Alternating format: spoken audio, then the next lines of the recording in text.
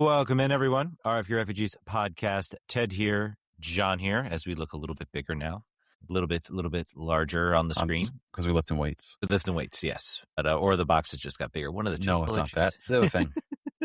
Fair. Oh, welcome in, everyone. How you doing, John? How's your weekend? Hope it was. I'm good, man. I was at OV's likely finale on Sunday at the Cap One Arena. That was really cool to be a part of. Do you think? You truly think that's it? I do. I think he's done. We'll see shortly. But I've also been following the Hurricanes Flyers game as we wait for this show. And as of recording, the Hurricanes benched their entire top two lines and still somehow found a way to get up 2-0 in the first period, but have given that up, and now it's 2-2. So they need the Flyers to lose both games in order to make the playoffs, right? Yes, I believe that's. I've admittedly been a bit out of the realm with. Tune back in right now. This is the this week. This is the moment. This is the moment when they're about to lose their franchise piece. Yeah, exactly. Yeah, that's a good time. Well, they've got so many good young players, so we could do it. There's Caps podcasts, right? I just don't have. I'm sure there are. Yeah. Oh, yeah. There definitely. I listened to some during their 2018 run for sure. Was Japers Rink? Are they just a website? I think they still exist. I don't know. Man, I need to get. I just listened to the official team one. Anyway, if you want to hear that's another Patreon, I guess. Jon and Ted's Caps Talk. How was your weekend? That was good. I was I did less refereeing, which was nice. It wasn't the full day extravaganza. It was just a couple games on Saturday, a couple games on Sunday, kind of the usual rhythm. Got an offer for some other person for some games after I finished my first games on Saturday, and I said no, I'm good. I'm gonna go. Do you have a pedometer running for how much on the week? Like how much did you run this weekend? I've got my. I can look it up. I'm curious. I left my. I have to look up, see if my Samsung Health app. It's usually around 20,000-30,000 steps. Is kind of the norm. Not bad. Definitely gets up there during the tournament weekends, and I'm doing 3 or 4 matches. So I'm sure I could find the height of what I do. I would be so annoyed if my watch didn't catch that and you refereed an entire game and it gave you no credit for that. It would just didn't register. I'd be like, that sucks. So I've got my match. I track my matches all on my watch as well. I've got an app that sets the teams and everything. It gives me little stats, like a little heat map on the field. That's cool. That shows me very cool where my sprints are and stuff. So it's kind of cool. I can see I look at one game I really wasn't into that one. I need that for beer league hockey, where it's your max speed was 6 miles per hour. I was thinking, so we got really bad. This will be the end of hockey talk. We were in the rafters basically for this game because it was the last game, so tickets were so expensive. I was like, just get me in the door. And I was thinking, you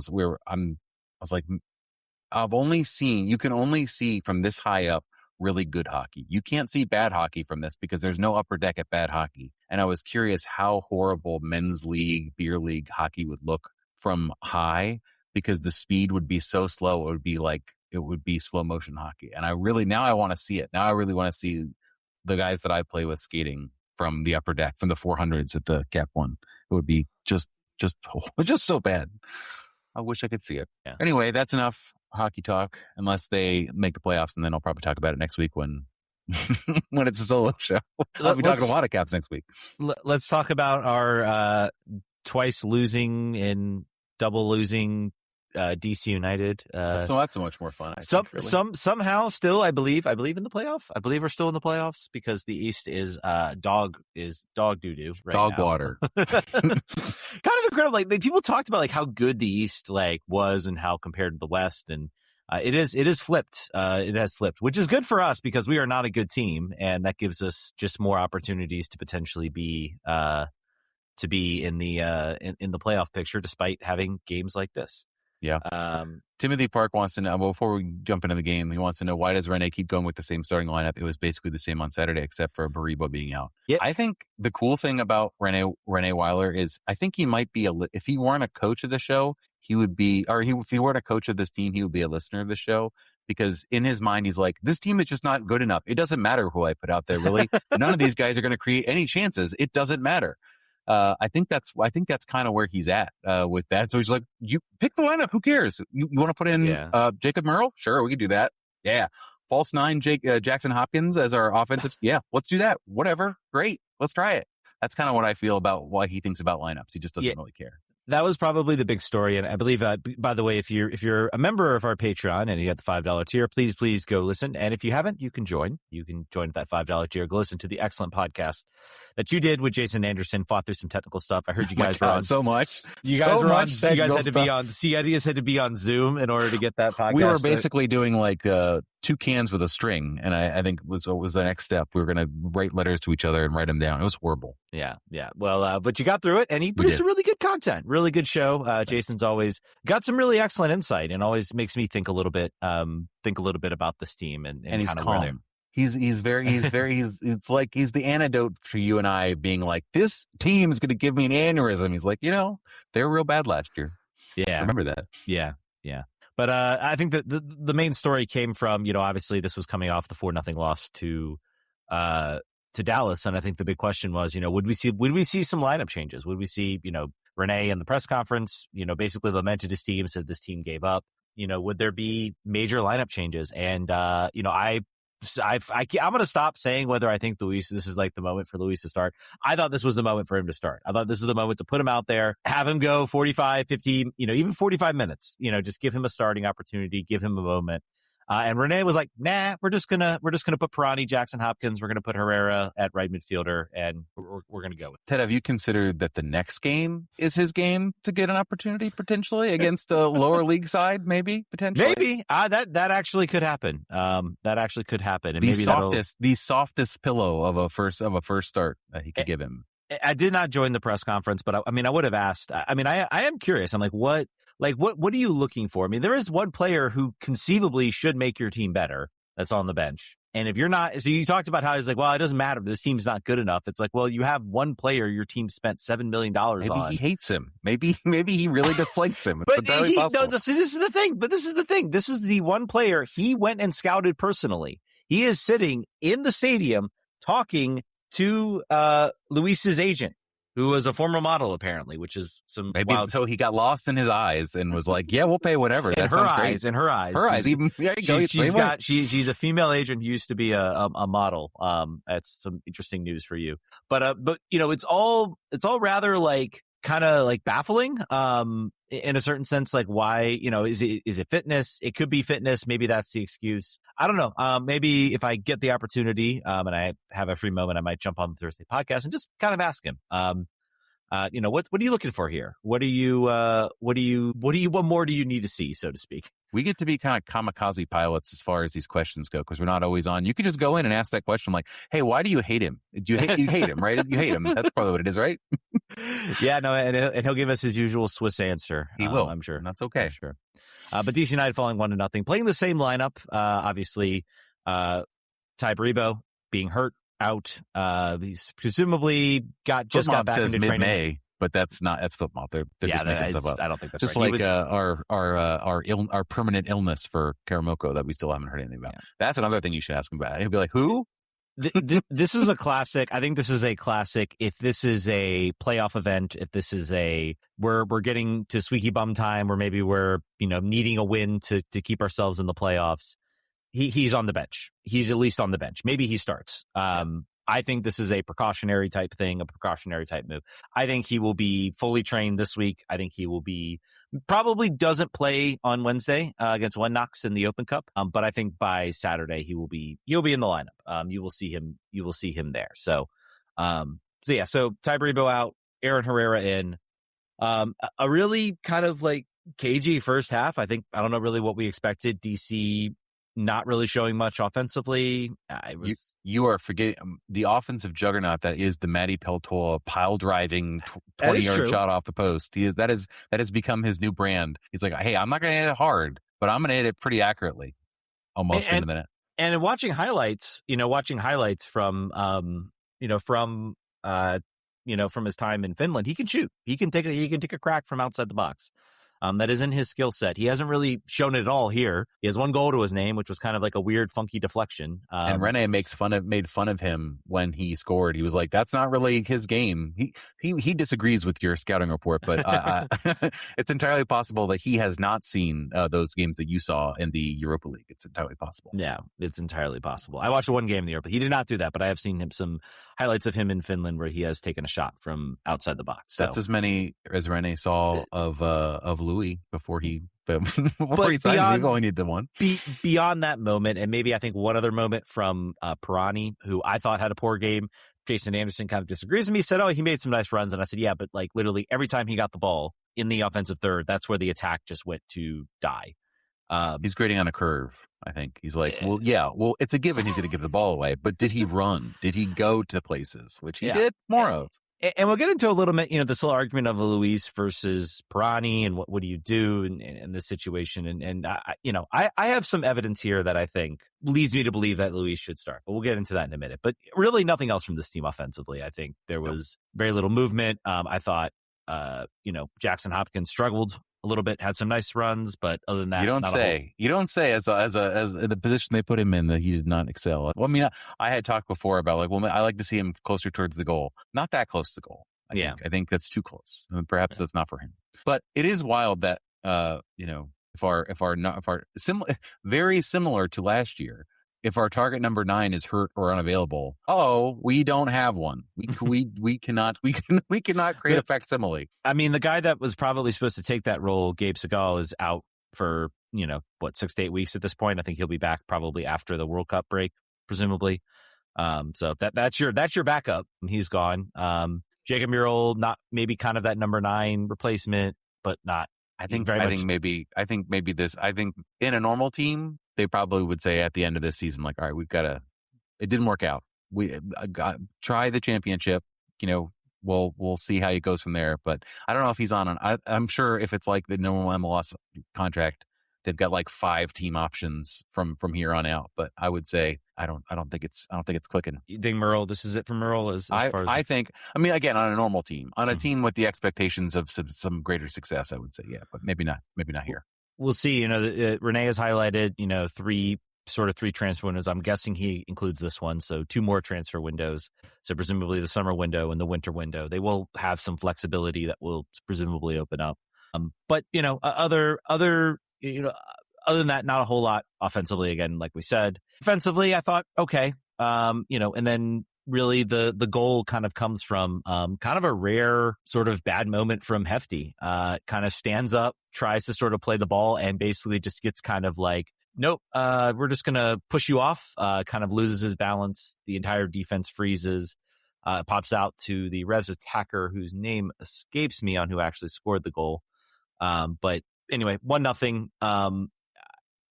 I don't know, like there was some other kind of, maybe some other moments in that first half. That maybe was the only moment I think that New England really had, other than a couple sort of more routine saves for Johnson, who I thought, honestly, this was maybe the first game where I thought Johnson had kind of a performance, maybe not like a stand on your head type performance, but certainly a performance that made you go, he certainly still has some juice left in that bag of his. The goal really is not his fault. The defense kind of hangs him out to dry.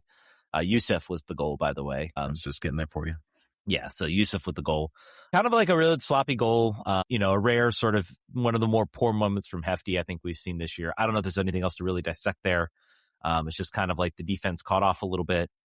We talk about this team being better defensively, and they are. Sans the Dallas game, even this game, I thought they were pretty good defensively. You're not going to be perfect every game. You're going to have moments where things are going to get broken down. This is a league where it's very top heavy. You have attackers that are paid a lot more. Your goal is to just keep it within reason. If you are going into every game looking at a 50-50 shot of 0 to 1 goals given up a game, you have a good defense in this league. You have a very good defense in this league. It's just about that other side of that. It's just about that other side of that equation. It is about the attack. It is certainly about the attack. Well, philosophically, I mean, we're speculating because right now it would appear like I remember we had a week off, and they were like, we're going to spend this time trying to figure out how to create chances, and then we came back, and I think it was the FC Dallas game after that. So my perspective is it's not a matter of increased training. It's not a matter of someone else getting healthy. Like these pieces as constituted, and this is sort of backed up by what Renee said, cannot do that thing. They're not going to score 3 goals. That's just probably not ever going to happen. What do you think is if the window comes, they make some moves. They're going to have to. They bring in the extra DP. Maybe they make some more moves around the league.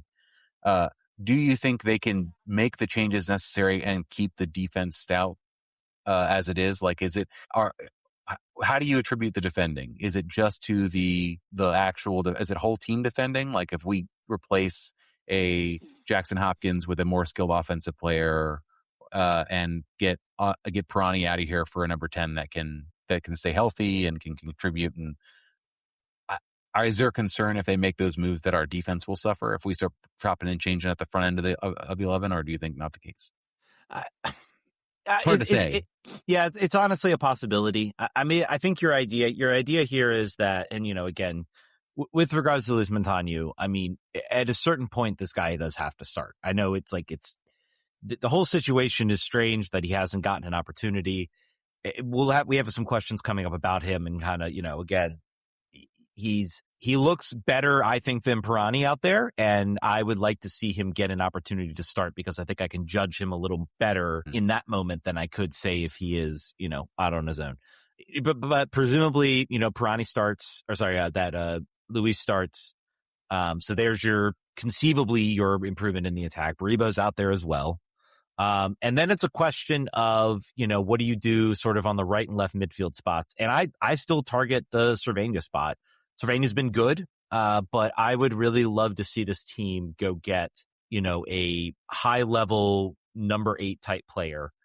That's where you're weakest right now, is in midfield. If Cervenia, so far they've been extremely lucky. Cervenia and Patola have gone down. If one of them goes down, you're looking at Markovic in that center midfield. You're looking at Jackson Hopkins probably slotting back. So not exactly great depth there. I think that is depth that you absolutely look to try to figure out. But I think that's where you look for your DP slot. I think you try to look for a sort of two-way box to box type attacker, somebody that can, be kind of be a big chance creator, maybe play like a hybrid 10-8 type role. Yeah, maybe where he's pushing forward, he's able to sort of supply, Munteanu with the chances. He's able to supply Baribo with chances. It's Frank Lampard. We need to get in a time machine and bring over Frank Lampard. The other option now too is to look on the wing too, which I don't think I think I think you do have a sense of like, those are the two positions you maybe seek, and whichever player, maybe you'll get a bunch of candidates, and whichever one maybe you're closest to getting in the summer, and which one you think is the better of the talents, whether it's in the wing and the 8, you figure it out. That's kind of what you do with designated players. Maybe that, shifts the lineup in general into something a little different. But I guess like my key question is, like where I was going with that was like, if you sacrifice the Cervenia role, the second 6, does the defense stay as stout? Like if you put someone that has more of a mind to actually connect passes and be dangerous. And I think maybe, but it probably is, it still nets out positively, because you can't get into the playoffs just losing every game 1-0 or doing scoreless draws. Well, I think this is where, again, the Herrera kind of right midfield type role benefits. What did you think of him? Let's talk about that. I think that's probably. Again, I thought he was good. I thought there was a noticeable improvement, sort of with him out there on the field. I don't think he did anything really flashy in this game. He had one sort of, chance where he sort of went into the box, but he has not been working on the finishing. I think he's not been in the finishing line for a few years, and that was kind of obvious. But that's okay. That's not what he's. I think he was like 5 for 5 on crosses. Yeah. So, I mean, I think his ability to be on the width to contribute to the attack, I think it did sort of push Hefty kind of down into more of that right back role. So he wasn't able to get us forward. So it'll be interesting to see how you compensate that. There wasn't as much connecting with him. But overall, I mean, I thought he is still every bit the quality, high-level MLS player that you need if you're going to be, a full-fledged competitive team. You need these types of players, and I think he's there. So I'm excited he's back. I think maybe the thoughts and the mood everybody was seeing with him maybe were a little overblown. It seems like he wants to be here. I thought he was okay. I thought he was good. Nothing flashy, but just kind of a solid sort of right back type performance from him. So happy to have Kye Rowles back as well. I think that is he. we talk about sort of the players who have been rejuvenated or juvenated for the first time with Renée Wilder, and I think obviously we've talked about Maddie Pelto a lot, but Kye Rowles is the other one. He's become in his second year, and often it takes that sometimes. Usually not for like a mid-career player who's seasoned and has played in Europe before, but it took him a little bit of time on a bad team, and now he is, I think, one of probably the second name you pencil in, or third name after Sean Johnson and Maddie. I think it's interesting. I think Bartlett and Rowles are two players that complement each other very, very well. Bartlett is the gritty, jump up physical type defender, very similar to Sean Nealis in a lot of ways, kind of that physical type presence. But not as very quick. And I think Rowles has a little more quickness to him, a little more speed. He's pressing. He'll kind of disrupt the ball in the center of the field. He's willing to kind of read those types of passes a little bit better. So definitely a different type of player. And I think they complement each other very well. And I think that's, part of the reason why they struggled, I think, more defensively against Dallas was, I don't think Sean Nealis and Bartlett were kind of the same player defensively. So it limited sort of the options. But you'll see a lot of times Rowles pushes into the midfield to break up a pass and to start an attack, for instance, and get the team going. That's his heat map. Definitely, I was looking at his heat map before the game or before the show, and that is definitely substantiated by what you're saying. He's of the two, he's the more linking center back. Although like 2 for 12 on long balls, probably not great. But that is also because Jackson Hopkins is not Tai Baribo or Christian Benteke. So there's that. And, he's also, this team is playing very direct. They're playing clearance. So he's going to get the ball. He's going to pump it up field. He's not necessarily looking for a pass. He's just looking to get the ball kind of out of harm's way. Out of harm's way. Looking back at I kind of watched the highlights, just to kind of remind myself of certain moments and instances that happened in the game. There wasn't much after the first half, and not until the 68th minute when I believe Mr. Louis Munteanu checked in right around then. So not a whole lot from this team. Luis checks in, I believe, around the 60th minute. Almost over that time when Luis steps in, Jackson Hopkins looks like a much better player. He is much more able to link to the attack. I don't think Luis didn't generate much chances, but I thought his movement was still better than Pirani. I'll compare. So the impact on the game, and this is not a perfect stat, but so he played 30 minutes and had 13 touches on the ball, and Gavin Turner played 16 minutes and had 11 touches on the ball in all of the in the parts of the field you want to have him have the ball. So I think his movements might have been well. There might have not been a great job of linking him. He was probably making the runs that you'd want to make, but he does not appear to be the player. I'm trying to think of a good example. Like Lucho is a guy I think of, like, if he came in, he would be on the ball. He would be trying to dribble past players. Lewis seems more of a player who is trying to make a run and then maybe set up a 1-2 after he gets the ball and bypasses a center back. But it was I thought interesting that Gavin Turner is very much playing like a guy who's like, I have 10 seconds to play, and I'm gonna fly around the ball so that I can make some sort of impression on this coach, so he gives me more time on this team that has no offense. So good for him for doing that, at least. Yeah, I will state with the role he is being asked to play, the role that Luis is being asked to play in this game is vastly different than the role he will be asked to when he's paired up with Tai Baribo. He is basically playing Tai Baribo's role, which is get forward, look for opportunities to put the ball in the back of the net. I think again the script around this offense was like entirely predictable. It was entirely based upon the fact this team had no other chance creation. Luis was supposed to be the guy that was supposed to come in and provide said chance creation, but I don't think that is right now anything that we've seen so far in the few minutes. But again, as Jason talked about, and I'm like, I want to see a starting role. I want to see a role where he is asked to kind of start to dictate the play versus stepping in for 20, 30 minutes when, the team's chasing a lead or chasing a goal or trying to sit back and maybe hold on to a lead or hold on to something. Maybe there's something here. You want to get to some questions? Yeah, well, let's talk about that. Sid, Alekis fan says, have you seen anything you like from Luis in his limited minutes so far? What is Renee's plan for him? We're all getting antsy over the expensive $7 million investment. I think the injury is kind of saving him. He picked up an injury that kind of like, you can use the argument, well, he's still not match fit. He's picked up an injury. He's been out for a bit. We're still trying to work to get him up to fitness. I don't. Yeah, but genuinely speaking, I would have thought at this point we would have had Louis start at some point. And I really, yeah, I look at like the Pirani experience thus far. Sure, maybe I'll give Jason a little bit of that. Yeah, he was better, but in my opinion, this is a position where you can't really grade on the curve because the offense has been so poor. This team has had, I mean, if you look at what goals they've had from open play, it's been what, 2 so far? 2 of their 4 goals have been from open play. They have had 1 penalty kick. They had 1, the Peltla goal, which was a weird, odd deflection. They've had the, I guess 3 goal game 1. Yeah, the goal in game 1, and then the goal and the goal against Atlanta was, I believe in the off the run of play, may come off a throw or something like that. But regardless, like, not a whole lot of goals in the run of play, and I can't believe there's at least some notion of like, well, maybe we need to mix this up a little bit. Maybe we need to figure something out. And you've got Luis standing right here, and I feel like, you know what, I think this is he knows the team around him isn't good enough.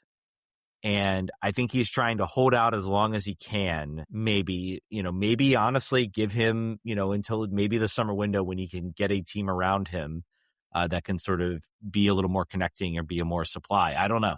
That's kind of what it feels like. I hope that's not it. I hear what you're saying. I hope that is not what he's thinking. For this team to have spent that money on this player, to have been like, I don't want to expose you to the suck that is DC United. We got to wait until, like, sorry, man, if you come here, you buy a ticket, take a ride. Like, you're going to be around some garbage players sometimes. That's the deal. I also do think there is I think if Luis has a couple goals, an assist, he's probably starting. I think there is a notion of, well, you're going to have to earn, like, there are no guarantees. I don't care about how much you make. You're going to go out there and you're going to earn your place. And I would say unless right now, your name is Pirani, in which case you don't have to earn your place. It's given to you. Yeah, but I mean, has Luis, to my argument, I think he's been better, but I don't think Luis has done anything spectacular. No, but like typically in the case where everyone sucks, you eventually be like, all right, well, we're going to try this guy. We're going to give this guy a shot. It's not a matter of giving you minutes. It's just a matter of like the other guy didn't earn his minutes. And I think this is mostly about the $7 million. And it was mostly about him being lauded as like, this is a major sign of the dedication of this ownership to this team. And he's going to come in here. He's a European talent targeted by Celtic and other teams. Like, he's going to make his team better. And then if all those things weren't said, if he was Martin Rodriguez, for instance, who no one would care. It's fine. What are you going to do? But that's not where we find ourselves.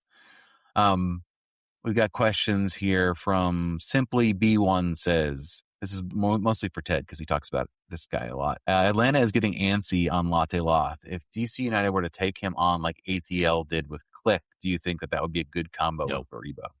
Absolutely. Ted is not a fan. No. Number one, Lock would burn an international slot. So I am presuming that Kye Rowles was not in the lineup last time because he's close to getting a green card. I have to think that is I so miss Stephen Goff because I bet Stephen Goff would have had this because remember Pirani missed the game once. Everyone's like, "Where's Pirani? What's going on with him? He was getting a green card."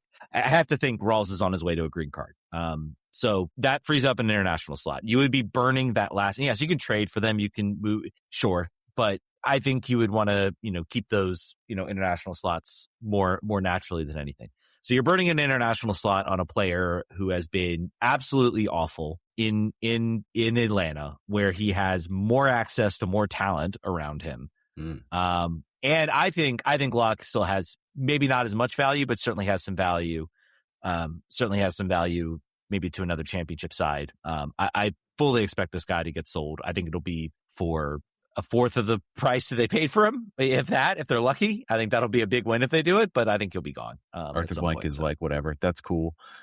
Simply B1 says, second question. Do we think that it's more, and this is a question that it's a question. It's fair. And I think it's also, I'm starting to read more fan discontent about this team right now. After the 4-0 loss. And then after this, I'm starting to get a lot of like, this sucks. Says, do we think it's more likely that Wilder gets dismissed or that he leaves out of pure frustration? Over under on when?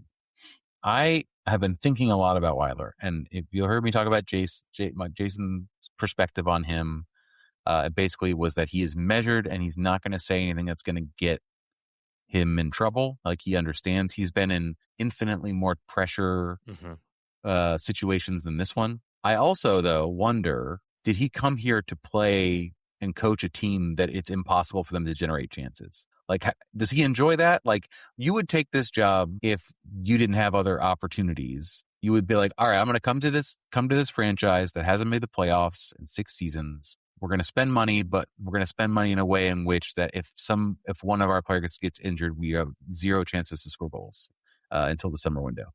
I think that it's more likely if he leaves, I think it's more about frustration. I don't think it's getting dismissed. I don't think there's a situation in which he would get fired at any point in his contract. But I do think it's possible that he's like, this is not what I signed up for. This kind of sucks. I'm going to go be a GM for a Swiss team again, because then at least I don't have to answer Jamoke questions about why aren't you playing this guy? I think he has been. Honestly, it's impossible for me to predict how this front office is going to interact. They could just as easily, he could get frustrated. He's been very measured in front of the camera. Maybe there's been some Reddit posts about maybe some frustration, maybe behind the scenes, with I think with the 4-0 loss. I think there was he was yelling at the doctor on the sideline. Yelling at Dr. Sogat, maybe a one-sided conversation on Reddit. Impossible to read into that. That could just be heat of the moment type stuff. Who knows? But I think that I think that the team could easily, fire him, get rid of him. They could be exactly like what Montreal is. I hope upon hopes. I hope. I at this point, I do not care whether Rennie is remembered as a good coach, bad coach. I want to see this team just see something out. Let's give him. He's talked about 3 windows. He's had one of them, so 2 more windows. So we're talking summer, winter of next year. Honestly, I'd be willing to spot him another window in the summer, because that short season is going to be, who cares? Like, this is all about, this just like a quick little thing just to set up the actual, like, when the real season begins and we have the European calendar. By that 27-28 season, that is where if things are not good, if things are not in a good place, I think then you could see him say, you know what, this is really frustrating. This is not for me. I think he knows what's in front of him. I think he seems very realistic about the roster and what it is and the construction of it all. I think he knows there are probably players he is starting right now, like Pirani, that he knows, like there's not a long given a real roster, these guys would not see the field. Yes. Given a competitive roster, maybe Pirani comes off the bench. I'll give him that. Like, he showed well off the bench, but other than that, not a player, and also a player that's exiting his U22 deal. So he most likely gone. So I think he knows what this roster is. I think he knows this is a longer project. I think it's more likely he sees this out than DC. DC firing him. Yeah. Also, he's also the highest paid manager in DC United's history and one of the highest paid in the league. And I don't imagine we would want to pay him out the rest of his contract to not coach. That is something that Jason Levin, I think there are certain players that have stuck around because too much money. We're not going to buy that out. Sorry. Yep. That next question here, leading into our Wednesday game in the Open Cup. Hey, are you hungry? Says, who would you start this Wednesday rotated squad? I was thinking about this right before we talked, and I think at the beginning of the season we said we should go all in on the Open Cup. It's our one chance at winning a trophy. You may still say that. I think if we can't score a goal against a Division 3 side, then I think with a rotated side, I can't imagine if we got out of this round that it was going to change, because we're going to get MLS opposition in the next round most likely. We can't score against MLS right now. Hey now, no, buddy. Not necessarily? You're doubting the greatness of the Richmond Kickers. It was chalk. It was pretty chalk last Open Cup, I recall, after the first round MLS came in. But I would say that this is an opportunity for major squad rotation. That's how I would take this. I would give some people opportunities. Yeah, and some interesting notes. I wanted to look up some of the players for One Knocks. Oh, I thought Connor Doyle played for One Knocks, but I guess he doesn't. I don't know if there are any players I'm looking at for them, but One Knocks is a good USL League One team. They will certainly, comparatively, this is a little bit of a tougher draw. I'd be much happier about drawing the Kickers right now, considering where they are right now than One Knox. One Knox are very competitive in the league. Their stadium is awful as far as the baseball stadium that they play in, but they are a pretty talented team. They beat the Kickers 1-0 over in Covenant Health Park. So again, a pretty good USL League One team. I believe they finished in the playoffs last year. So they're going to be competitive. They're currently 4th right now. 3 wins, 2 draws, 1 loss. So, but I think DC should still win. I think they should go in. They should hopefully win comfortably. Regardless of the rotation. Listen to the bench against New England, and these are some players that should be able to start. You have Stroud, Kojima, Markovic, Antley, Bono, Murrell, Clark, Turner, and Luis. That makes up 8/11ths of a starting 11 that should beat this team. That should be Knox. Honestly, this might be a moment. I mean, if you want to throw Luis out there as a start, yes, do it. Get him some goals and some action, and maybe give him a little bit of confidence moving forward. I would definitely do this. That's the way I would treat the. I think you and I would love to get on another flight to Nashville for a quarterfinal, but I've just this does not feel like the year for that. This does not seem like the time for that. I don't know. I still think if you are a manager, if you're a team, I think last year for Troy Lesane, it was like the one thing maybe keeping him in the job was the fact that they were still alive in this tournament. But I think with regards to Renee, I mean, if you want to generate some form of momentum, a cup run would do that, in my opinion. And I think it would get a lot of the hardcore fans excited. And I think it would be a worthwhile. I just don't think we have it in us. That might be true. And that might be true. We'll get to the final round, but I think this team is a team that plays soccer that keeps games close. So in a cup competition, that is kind of beneficial. In a lot of ways, to be that team that's kind of like, we just got to get Jordan Farr in the field. That's all. We just got to play to shoot. We got to play to the shootout. That's what our plan is to do. Yeah, but that's all of our public questions. We got a lot of Patreon questions to get to, but that's all we've got on this end. So you've got a game to look forward to on Wednesday, which will be one day after this comes out for you folks. And then we've got an opportunity next week. We'll have a recap of that. And are the Spirit back yet? Are they playing this weekend?